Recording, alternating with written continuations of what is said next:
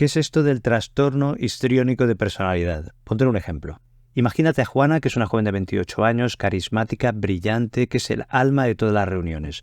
Sabe contar historias, tiene una risa contagiosa, tiene capacidad de seducción, tiene encanto y es el centro de atención natural de todo el mundo cuando está en un grupo de gente. Sin embargo, detrás de esta fachada deslumbrante hay una búsqueda constante de afecto, de validación por parte de los demás que va mucho más allá de lo que podríamos considerar normal o razonable.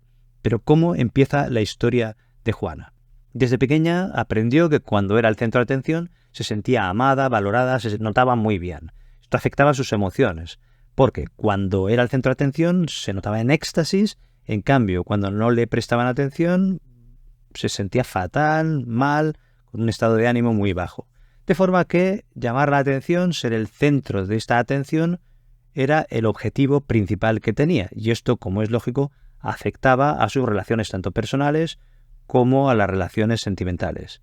Podía pasar rápidamente de considerar que con una persona, nada más conocerla, tenía una amistad muy profunda, a aburrirse de esta persona. Y con las relaciones sentimentales lo mismo, es decir, que se enamoraba rápidamente de alguien y al poco tiempo notaba que se sentía vacía y no tenía ningún interés. Y esto también, al cabo del tiempo, conforme fue creciendo, afectó a sus relaciones laborales, porque consideraba que tenía que ser el centro de atención, era muy teatral, le daba mucha importancia a sus logros, daba mucha importancia a sus problemas y creaba dramas innecesarios, y esto, como es lógico, crea tensiones con las personas que están contigo, sean las relaciones familiares, las relaciones personales, de amistad, relaciones sentimentales y, por supuesto, las relaciones laborales. Esto fue así hasta que a los 28 años tuvo una ruptura sentimental muy dolorosa y empezó a analizar su propia conducta y qué es lo que le pasaba. Y se dio cuenta que la raíz de lo que le pasaba era esta necesidad de buscar ser el centro de atención, y esto le estaba creando muchos problemas en las relaciones con los demás. Buscó ayuda en terapia y se dio cuenta de que la raíz del problema es que a través de esta búsqueda de ser el centro de atención había una necesidad de validación y de afecto y de amor, de que los demás le quisieran a través de esta atención que le tenían que prestar y que necesitaba que los demás le prestaran. Y esto era la raíz del problema. Poco a poco con la terapia se fue dando cuenta, fue entendiendo que su valor no dependía de esto, sino de su propia autoaceptación. Por supuesto, esto no fue fácil porque tenía recaídas y volvía un poco a los patrones de conducta antiguos, pero poco a poco fue mejorando y se fue dando cuenta de este hecho, de que su valor dependía de su propia autoaceptación, pero que además lo importante no era la cantidad de relaciones que tenía con los demás, sino la calidad de estas relaciones. Con este ejemplo que he puesto nos podemos dar cuenta de qué es este trastorno histriónico de personalidad, que se caracteriza por una emocionalidad excesiva que está relacionada con conductas exageradas, teatrales, para llamar la atención. Esto puede ser por explicar historias de sus logros de forma exagerada, o puede ser explicar incluso desgracias y también exagerarlas. A veces pueden ser reales, pero también pueden ser inventadas.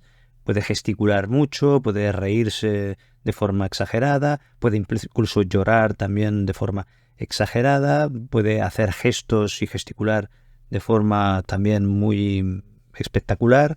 También puede hacer ver que es incompetente en algo, aunque sea muy simple, para llamar la atención, o puede llevar vestimentas o peinados o maquillajes también muy exagerados, también con el objetivo de prestar atención por esta necesidad profunda de afecto.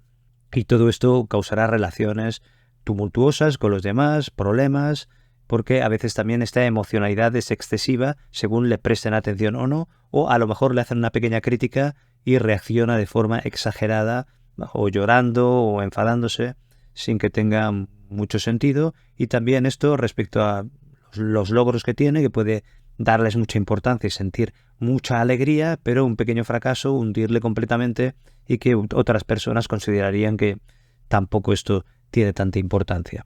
Entonces esto hace que haya muchas fluctuaciones en el estado de ánimo y también que su conducta sea muy exagerada, como estoy comentando. ¿Qué diferencia hay entre trastorno histriónico, trastorno narcisista y trastorno límite de personalidad?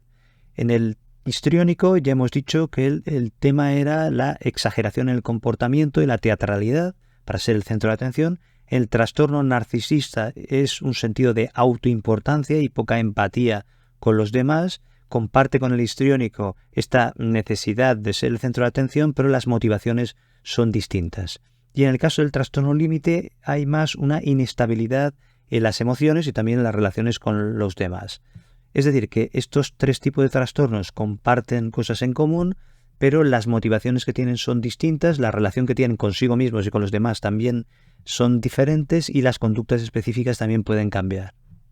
¿Qué proporción de la población tiene un trastorno histriónico de personalidad? Se considera que entre un 1 a un 3% de la población tiene este tipo de trastorno y también que es más frecuente en mujeres que en hombres, aunque actualmente se considera que no hay tanta diferencia. De hecho, yo los casos que recuerdo son más hombres que mujeres. ¿Cuál es el tratamiento del trastorno histriónico de personalidad? En primer lugar, habrá que diagnosticarlo, porque esto no lo puedes diagnosticar solo por tener algunos rasgos, porque cualquier persona en algún momento puede tener algunas conductas que puedan parecer histriónicas, pero eso no quiere decir que tenga un trastorno histriónico de personalidad.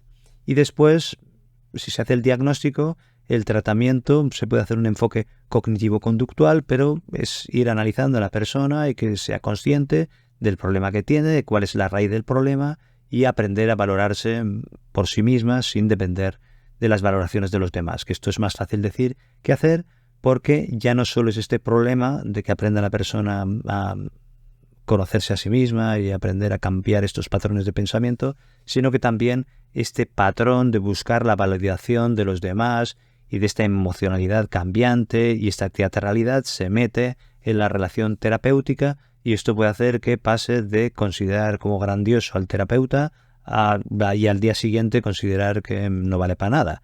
Y esto hace difícil este tipo de tratamiento con estas personas. Pero tanto en la relación terapéutica como también en las relaciones familiares, pues hay que ser comprensivo y hay que saber establecer límites y poco a poco ir avanzando. Y se consigue llegar con recaídas a la normalidad y a un equilibrio y aprender a valorar la calidad de las relaciones con los demás y no la cantidad, y a aprender a autoaceptarse a sí mismo o a sí misma tal como es, sin depender tanto de la valoración por parte de los otros.